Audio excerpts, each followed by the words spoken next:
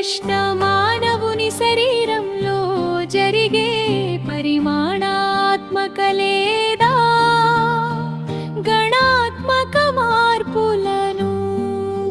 సూచించేది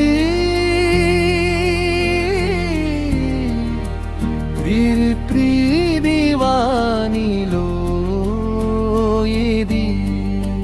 వికాసం పరిపక్వత లేదా పరిణితి పెరుగుదల వ్యసనం